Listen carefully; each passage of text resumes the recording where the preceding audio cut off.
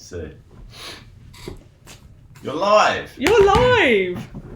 Right, there's going to be a bit of a lag, but yeah, I am here with Mills, no surname.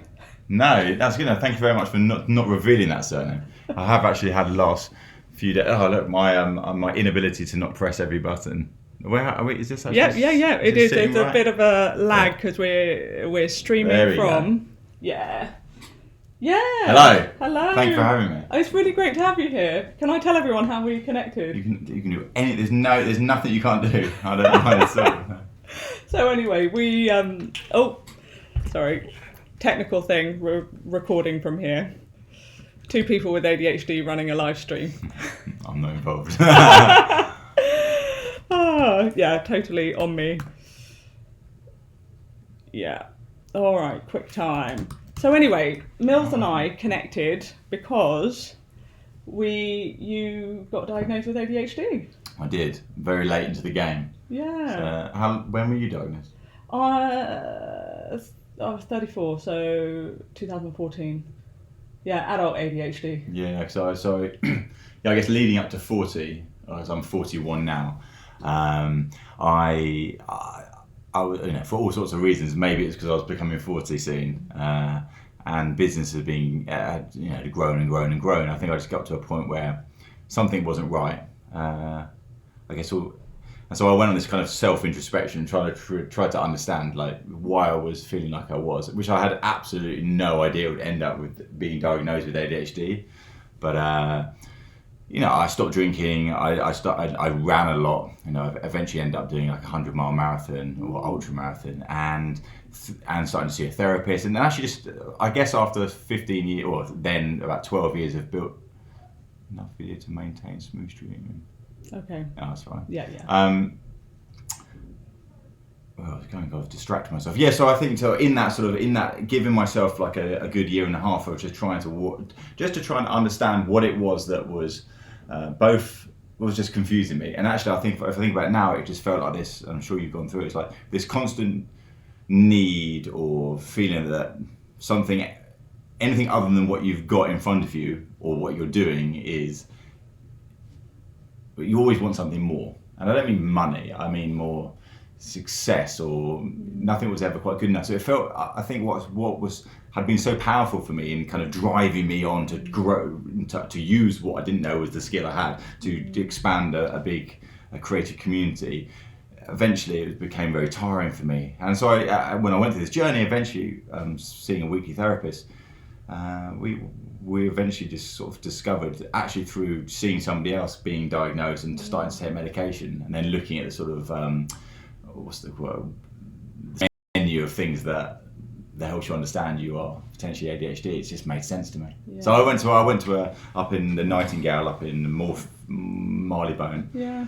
I mean, it was amazing because in talking to her, I don't know how it was for you, but I guess I assumed that to be diagnosed with anything, you need to do some sort of blood test or something. But yeah, it was a series of questions for me. Yeah. And yeah, basically and a questionnaire, and a week later, bang, you got the diagnosis. Yeah. It's thing interesting. What really I picked up on is, that drive. I think with people with ADHD, it's like being better, striving for more. Yeah. It can feel. Is that something you felt as well? I do. And I remember reading in a book, actually, that the number one thing that causes people with ADHD distress is the constant feeling of not being good enough, or striving for perfection and not getting there. And I'm sure it manifests itself differently in other people. I know for me, it's just like, one goal achieved, and then it's like I haven't even finished that one, and I'm on to the next one. That's exactly the same. And it's interesting that you said. Feeling like, what was it you said? Feeling like that you're not good enough, or you're letting somebody down, or did you say that? Yeah. I struggled with that a lot. I think now I'm able to kind of understand, because I think, leading up to that, I think without knowing anything, when I was growing up, I always knew I was dyslexic, so I always believed that I always knew that there was an element of slightly different sort of cognitive thinking. And I guess I thought it was always that. But I'd never associated the fact that I was often kicked out of class, not in a sort of, just not because I was naughty, but because I was always overly chatty. I always wanted I was a busy, if I think back now and I have been thinking about and processing the past, often teachers would say he's got great potential, but he's just so chatty. He's never mind his own business. And I think, of course, sadly, and it's probably sadly even now, teachers see that as somebody who's being going against the system. Yeah. And unfortunately, of course, the system didn't work for me. That's why I'd get myself out of the class, because I don't want to sit down. It's like, what the hell? But that's sort of my lucky position. I understand this, because when now I triumphantly like to talk about ADHD and how for me it's been extremely powerful. But of course I was very lucky that I had a support around me. My wife, I've been with for 22 years.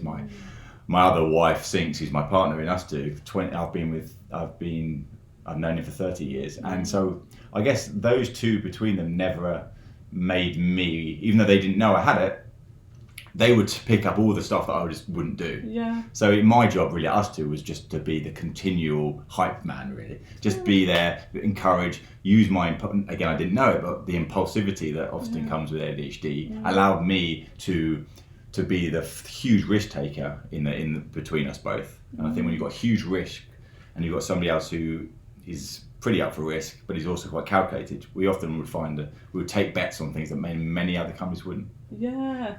So yeah. That's amazing. I guess I really hear that you had the structure and the support to kind of bring out the best in you. Yeah. And I guess it's great that in some way you recognise that, or people around you recognise maybe what you can do and where you might need support. Yeah. I mean, that's why I do feel I have to be careful in kind of like when I do talks. I 100% now launch into talking about ADHD because I'm very proud of it. It's been something that now I know how to sort of manage it and know how to utilise the varying aspects of it and know also how to deal with the downsides of it.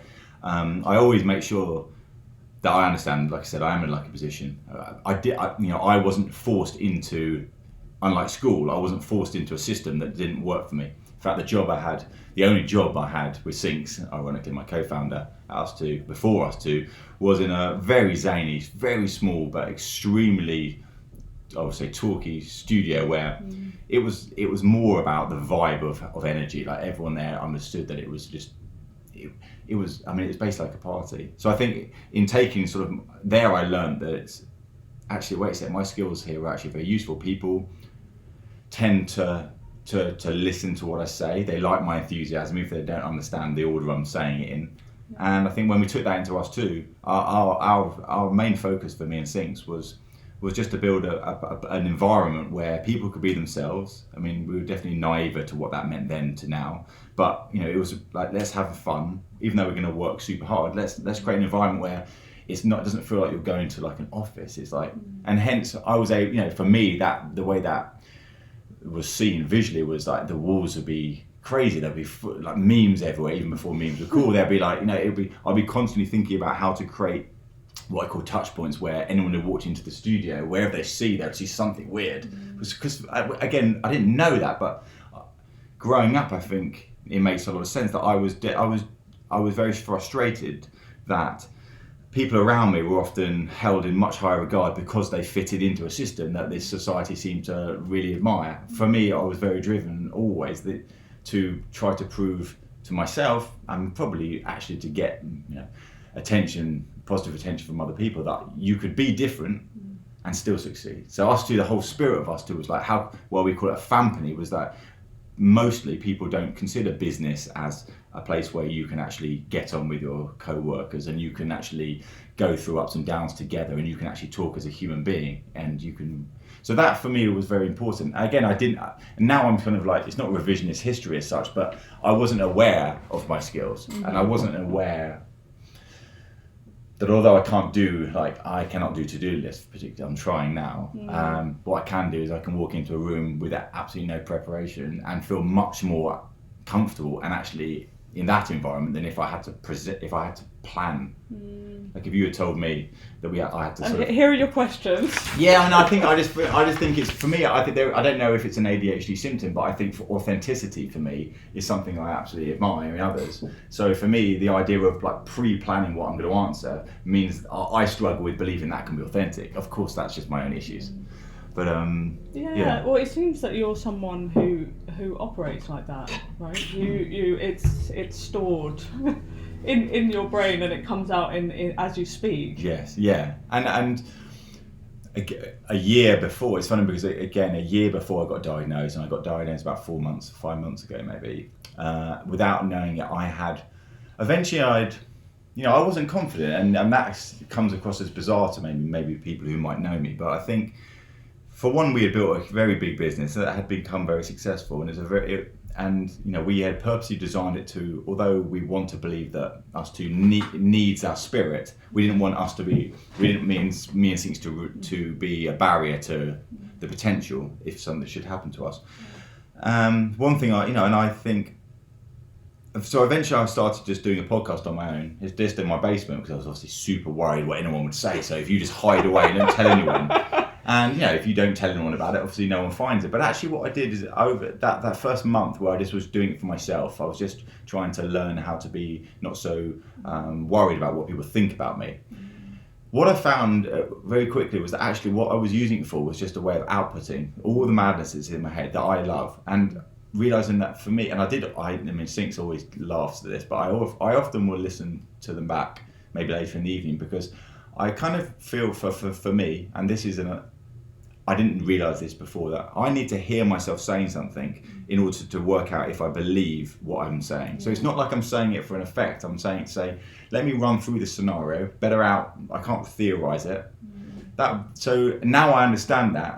I do a podcast every day now where I'm just talking to myself. I probably talk for an hour, just complete like mad. And it's not madness because it found a sort of niche, like 1,000 people or so listen to it a day, let's say. But those people are people who clearly resonate with some of the way I'm being, perhaps, and they love the fact, well, the ones that talk to me, that I'm open about this. Yeah. Like I'm not scared of ADHD. And in fact, I'm driven now to try to put it in a better light. Yeah.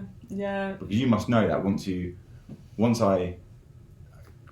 this is the, unfortunately the medication has ran out already, but finding out that I had ADHD was was big for me anyway. I wasn't going into that deciding straight away that I would start taking medication. However, and actually my doctor advised me that actually, Mills, you don't need to take medication because your environment that you've created for you works for you. So it's not like you're having to be oppressed by some sort of corporate system.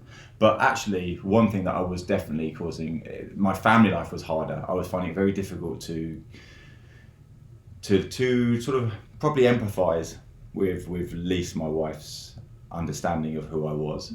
So it's when we found out together and she came with me that I had it helped her really put a lot of perspective on the past, which was really good for our relationship. It definitely got closer. But at least still to this day, even with the medication I take, says that she never really knows what version of me will wake up.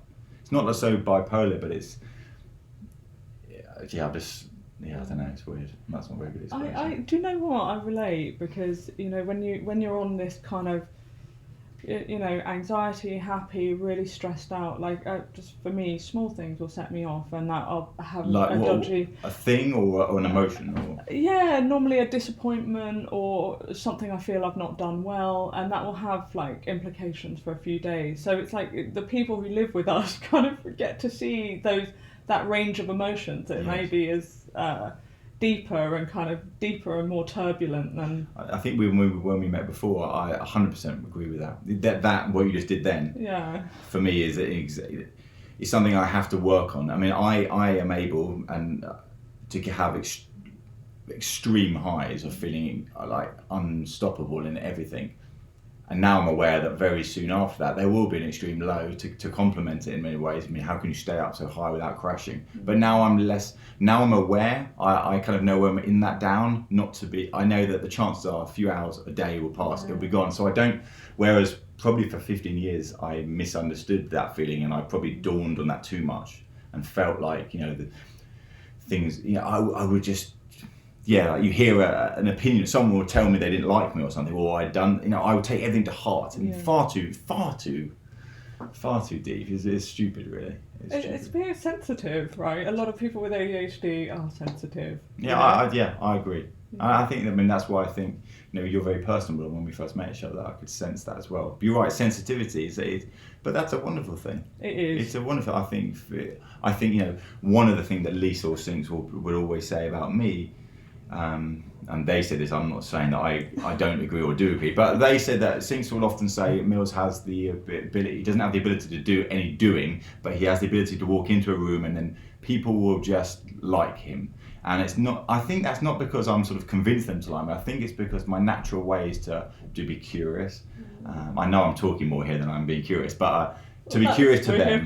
We're here to talk about you. Yeah, true. I always find that a bit, well, okay. But to be curious about somebody else, to actually genuinely want to empathise with them, want to understand them, I think that's a very simple thing that I think maybe it just naturally comes to me, that just endears people to me. But I'm doing it because, I mean, it's always nice to have someone like you, but I think it's the best way to connect us, because I don't really want to be on the periphery of any conversation. I want to be talking about real stuff. Like, I don't want to talk about this like admin of life. I want to talk about the real things, you know, depressions, like relationships. How do you you know, like how, and I struggled massively with, I think, me not being able to prioritise my two children. I have an 11-year-old Gracie and Louis, who's 8, and those two have been obviously born at, you know, well into my last 2 days, where I wasn't able to have balance, so it was 100% us two. You know, sadly, Lisa's has always quantified that. She always knew that she was number 2, and or maybe even lower down, she would say, and the kids.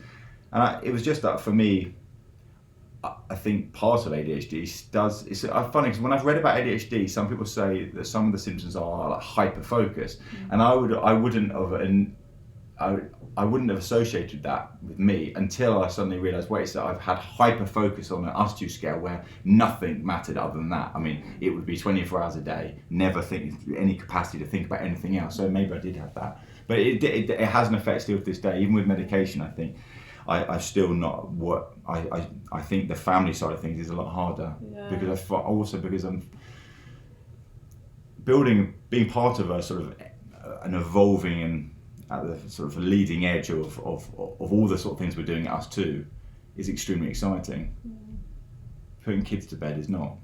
I mean, obviously there's elements of it are, but there is you know, if I had to be brutally honest, it's hard to transfer what I'm doing today into an environment at home, and I haven't worked that balance out yet. I really relate. I remember this old woman. She was the one. She told me I had ADHD. I was like, what are you talking about?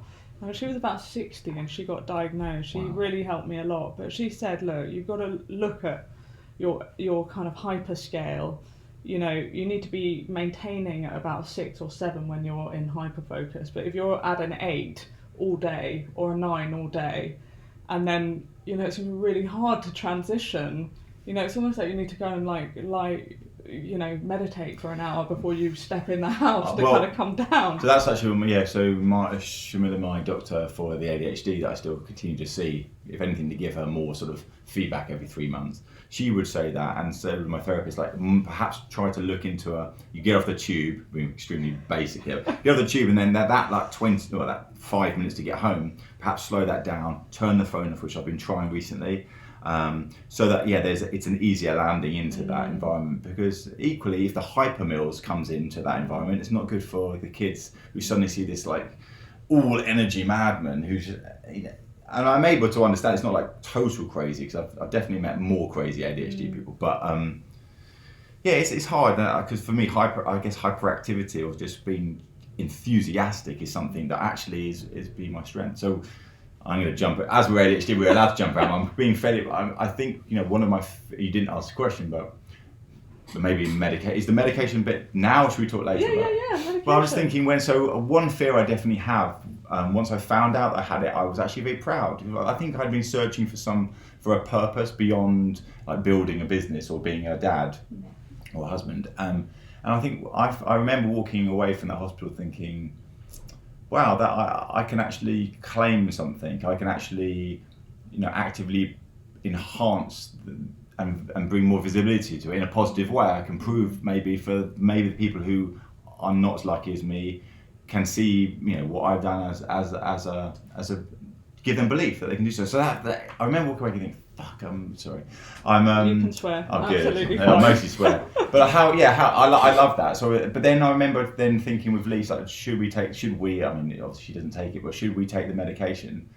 And I was definitely scared that, you know, if you spent all your life thinking that you are a certain type of person, like how much of who I am will be lost with this medication. I was very lucky, so I take what do you do? Yeah, I was taking L-Vance for a long time. Yeah. You had a different, because I mean I'm sort of only 4 months into it. I take exactly 60 milligrams a morning. I find that it gives me a couple of hours max of kind of like what I referred to this morning, someone's cuddly feeling. It feels like it's warm. I try to selfishly go up in a little room that I've got upstairs in my house where I can just get on with things, and I really enjoy that 2 hours where I feel like I can actually methodically go through lists, and there's a satisfaction around that, whereas there never was before. It's weird because I think to answer the thing that I posed to myself, I actually didn't lose anything at all. Maybe that's a lucky thing, but I don't associate any difference between me on the medication versus off, other than unquestionably my mind slows down. It slows down. So if I wake up now in the morning, it's straight away I'm hyper aware of oh my god, this is frenetic, and then when I remember you can take a pill whenever you want that could just slow that down. It's beautiful. It's nice. It's real nice. Yeah. I do know one thing I really want to ask you, which I'm curious about, is, you know, we all have such like diverse range of skills, but in some way you've managed to, like, not everyone with ADHD has the follow through to kind of make things happen. Yeah. So it sounds like you have had some support, but you've obviously got something that you're able to join the dots and make things successful, look good, profitable, whatever your skill is. And I'm just wondering what it is, despite those kind of weaknesses, that you've really been able to bring to the table. Well, I definitely don't see them as weaknesses. I know you're just using that as a word. But unquestioned, I had sinks. So sinks, for whether it was fate or the fact that one of my best mates, my best mate ever, is the counter opposite of me. Like all the skills that I have, he has them, but in lesser extent. And then all the skills I don't have, he absolutely does have. So I think I was off. My role at the wider family level now, but before that, us two, was to be a bit of a visionary, to say the crazy things, to ask the questions that actually are not stupid, but most people in a room wouldn't ask because they feel like you shouldn't ask questions. Whereas I now understand the only way I can process stuff is by asking out loud and actually going through a certain sort of role play of trying to visualize what it is they're actually saying. Again, theory is bad to me. But what if the question itself was, I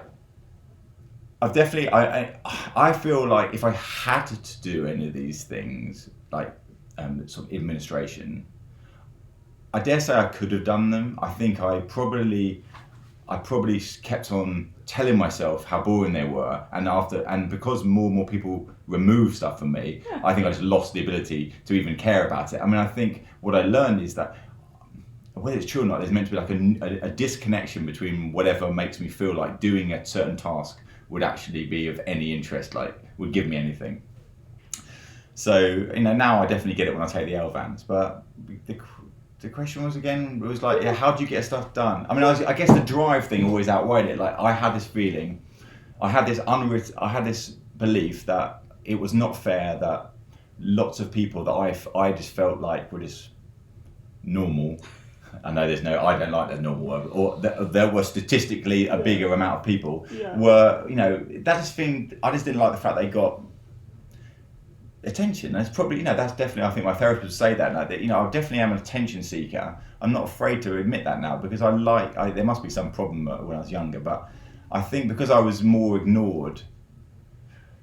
So I'm jumping a bit here. I think it's actually, but then I've thought to myself, it's actually the opposite, because I think if I look back in past, I think actually a lot of my teachers, I was lucky that teachers did believe in me. They actually, without knowing, I think they were actually, the reason I succeeded was not because people didn't believe me, but it was actually perhaps because they did believe in me, and that each step I got enough positive reinforcement that I could do this. And then I had this feeling like, well, if I don't achieve, then this sort of whatever it is I'm trying to achieve, which for me was just building something that people would respect, then that would be failing. And actually, when I had my fallout a couple of years leading into ADHD, the problem I felt I had is I had lost that ambition. I had definitely achieved a lot of my dreams within the world of the creative business that we'd built, and yet I still felt like, oh my God, it hasn't stopped that insatiable need. So I kind of felt at that stage I really kind of lost my mind, because it's like, this is not going to stop. This need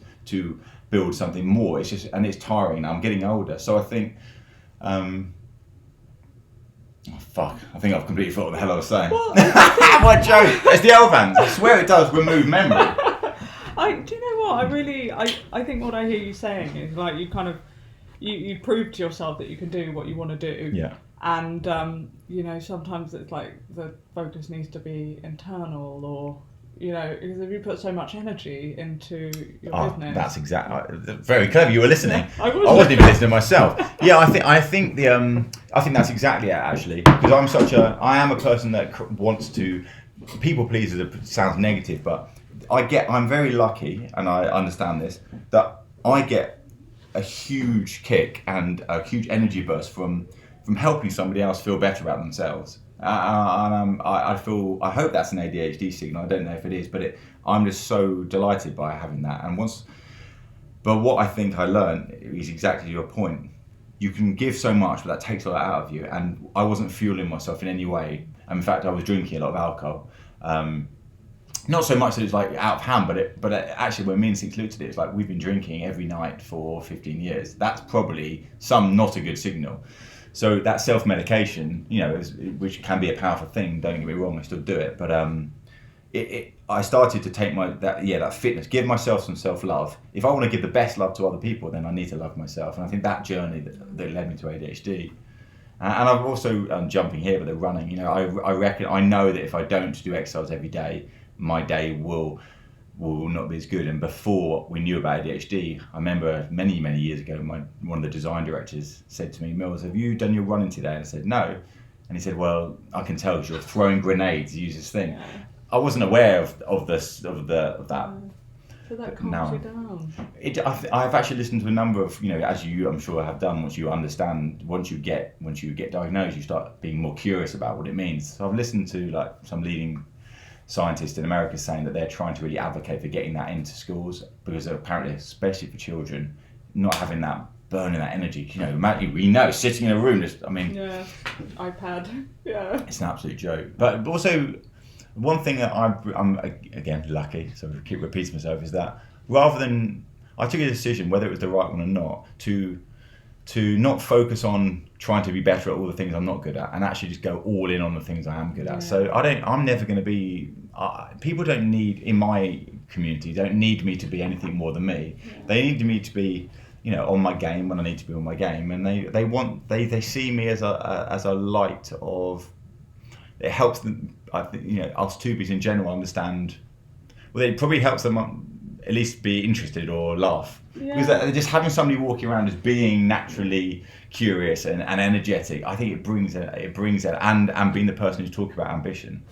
It sounds like people can come to you. People can definitely come to me, and I always, again, I'm quite needy. I feel like I need connection with people, and actually, in my sort of quest for what is the meaning of life, which I thought I was trying to answer on the way to ADHD, was more that at the end of the day, every day is about enjoying as much you can with people, with doing the things you love, if you can do it with the people you love. So that's, we always had that rule in us from day one, but I didn't realise the importance of it. I want to say something actually, because when I was diagnosed, I had a job. I was travelling around the world. I was kind of running this. Running a business unit, and I was exhausted. I was stressed out, and I was in a really corporate environment. So I got diagnosed, and it was like, I better not tell anyone, or I did tell my bosses about it, and there was this kind of like, what's wrong with you? And I just kind of thinking how nice it would have been to have been in an environment. I really had to get out of that environment because I think when you can't show up as yourself, or you have to kind of pretend that you're someone else, that just kind of eats away at you. And it sounds like in some way from the beginning anyway, you've been able to just show up. It's interesting. Every time I see you, can we show people your socks? Oh, I don't have... They're not actually as bright as they have been, but they are. I always wear shorts. You wear shorts, winter. We can't see their shorts. Winter. So, you show up as yourself, and I'm sure you've got some pretty corporate clients, right? Yeah, I mean, for me, I always... I always ascertained that. Well, one, I wasn't willing to work I've never worked in an environment as a depressive as one as that. I've never chosen the corporate route. I've only really known us two, and that was an environment that we expect people to be whoever they want to be. But it's probably best to be yourself. And I think for me, why I wear things like shorts is actually because it's just super comfortable. I really don't care about clothes as such. If I could just wear tiny pants, I would. But then I'd also be in a bar in like a hot country, so it would be less weird than I would explain there. But I think for me, I am trying to signal as quickly as possible through visually. Oh, that guy's wearing shorts. There's a curiosity about that. But he also runs a successful company. Some people cannot even fathom the concept of being successful with a business where you've got lots of great people doing great work and you wear shorts. I mean, that's too much for them because some people are so sort of restricted in that thinking. But they've had to play the game. They've had to play the game, and I'm saying I'm lucky again, but I've never had to play a game. I don't want to play a game. I haven't got enough time to play games, and that's why. So for me, vulnerability is actually my biggest. Is the quickest way for me to continuously remind the entire organisation, even when it got to big like 400 or 500 people, that if ultimately one of the owners is telling everyone about how they feel, because I had a sort of state of depression many years before where I felt like common convention tells you as a leader you've got to be strong. Well, for me that's just bullshit, because I was like, I've got this community of people which I love, and I can't. Are you telling me I can't tell them that I'm not feeling the love for the company that I've built? So I told them. I wrote this huge, well, it wasn't huge, it was a mail that just said, look, I'm not in a good way. A lot of people reached out to me. It was good. So recently, as soon as I found out I had ADHD, I thought, wait a sec, there's a chance. If I didn't know it, maybe. Certainly in the creative field, we know that lots of people probably have it, because actually that's why they're creative. Certainly within the spectrum. So telling everyone, I wrote a big email, I wrote a big Slack, any way I could get that information out. And Bob's your uncle. What happens? People feel that tells people that you are allowed to say what you want. Don't do bad things, and at the same time, lots of people reached out to me independently and said, wow, across all the studios, saying, how did you, people are always curious, how did you find out, what's the process? So if I can bring, for me, it's a really wonderful, kind, powerful thing to be able to do. It's, me and Sinks ultimately own the culture tap. Mm-hmm. That's really what we own, because we're not bothered about the money so it's like our values are deeply bought. If we change anything in our company, it has a big effect. So I want people to feel like, so I often see emails going out to everyone sort of saying, I feel this or I feel that, and can anyone help? And that's a good place to be. It is a good place. Yeah. I just, before we wrap up, I want to talk a little bit about how, because it seems like you've got people here who really love what they do, they're really good at what they do, they work hard, but also, I've been here, just everyone looks relaxed. Oh, you haven't moved to the studio, have you? Because we've also got 6 or 7 other studios. Oh, of course. So this is the game studio. This is the game studio. Just to clarify, if anyone's not clear. So you started the digital transformation studio and design studio. Yeah. And then as a side project, yeah, you developed Monument Valley, because I think actually people would love to hear a little bit about So naively, Sinks and myself, when we started out 15 years ago, there was, I definitely didn't know I'd be sitting here and it would be of the scale that it is, and having the positive impact I hope that this company, which has been designed around, is delivering. But what do we know? We knew if you create a nice environment and you treat people like human beings, and you inspire them through not through a vision, because we didn't have one, but through your ability to be hands-on and do stuff. Like, we were super passionate about doing the best we could for anyone that came our way at the time. And then so initially we all only knew about being a client service. So, nowadays we work for the Facebooks or for the Airbnbs or for the co-ops, or, a real range across the world of all the big, all your big brands that we think are making a good effort in the world. We're hopefully helping.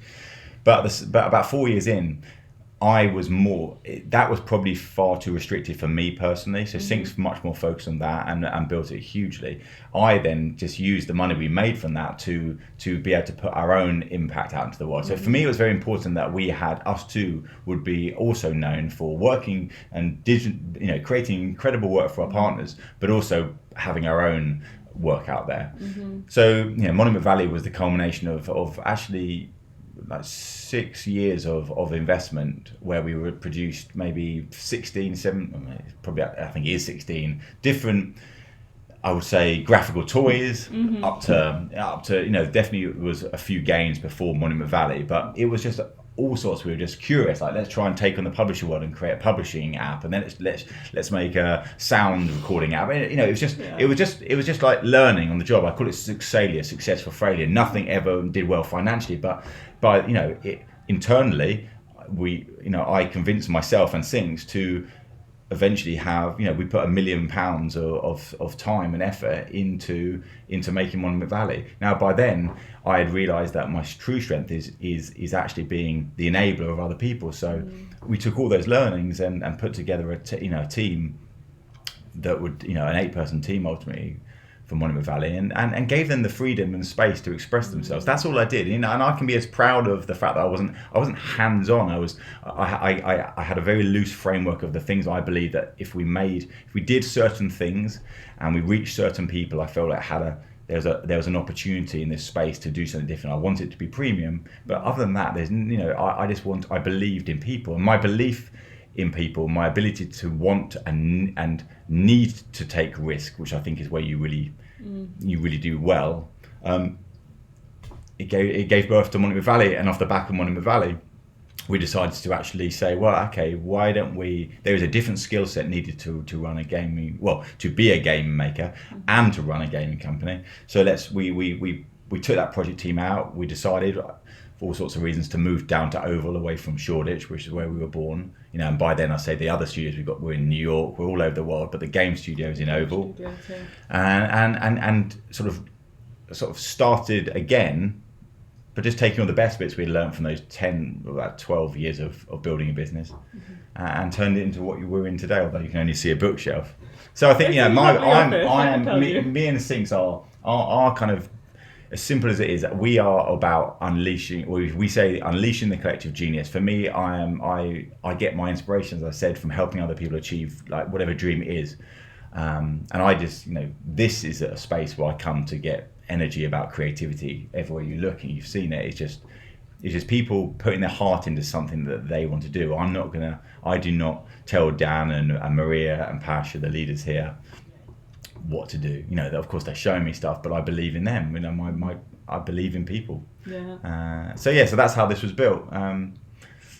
Very lucky. It is. Do you know one thing that really struck me too, which I think you said that you'd managed to get your kind of working week down to a very small amount, so that you've got time to do other stuff. Yeah. What else do you do when you're not working? Yeah. So I mean, through the ups and downs of trying to work out where my ambition had gone. If you only in building us too, I had so much ambition and so much drive to make it a success that it was so all encompassing that I forgot about my wife and my kids. And I still do. I don't want to come across as someone who, it wasn't a conscious thing. It was just, Lisa refers to, they were a triangle or a three, and I was this sort of person that came in and out of their life. And Lisa always knew what she was signed up for, not the ADHD part, in terms, because I've known her, I'd met her at college before that. But oh my God, where the hell was I going? I've forgotten again. That's blackouts. What do you ask me? What do you do? Oh, that's it. Sorry. So actually, Sinks was in. We had risen this wave, the client service side of it. We had expanded all around the world. It was great, and for many years, it was just what we refer to as a youth centre. There was, rules were there. There are unwritten rules. We could manage 300 or 400 people just through, because we were kind of like a big cliquey gang or youth centre. When eventually a lot of the world caught up with the sort of skills that we had, I think we had just realised that we hadn't exercised a lot of the muscles that a company of 400 people should have exercised in terms of understanding how to turn it into a proper business. So I think in that time we took a decision. We decided to go from we're going to do everything ourselves to we're actually going to call on the help of people who have done things like this before. We're not afraid anymore to, I was always afraid to be seen as a company because I want to be a company. So if I brought in advisors, that's a company thing. But I got over it. And actually I very quickly realised I should have done that on day one. But we made the decision to invest our way out of the problems we found ourselves in, which was, Monument Valley had been this massive success, but it had also been a detractor from our core business at the time. I mean, now they're kind of equal in many ways, but at the time, me and Sinks' attention moved to the games to set this up, and to take two charismatic leaders out of a big organisation and to believe it worked still. It just wasn't true. So we didn't, we weren't going to give up. We allowed ourselves to think, have we got this, to go again, to reshape the entire business. And we decided yes. And part of that was like, let's bring in CEOs. So Maria runs the games, Carsten runs the studios, and Justin runs the investment side. So we brought professional people in that our job is to inspire them. And that gave me and Sinks time to actually be able to pull back. And he pulled my salary back as well, because we weren't any longer reliant. Operationally, it wasn't going to cause, because we never want to cause damage to our company. So it gave me time. In that time, I learned. I spent most of the time it was just soul searching by walking around or running. I mean, that was as simple as that. People would often ask me, "What do you do?" Time would just fly because I would just be on my own a lot. I spent a lot of time on my own, understanding that I love being with people, but I equally absolutely love being on my own. So I need to balance that. I can be with people all day.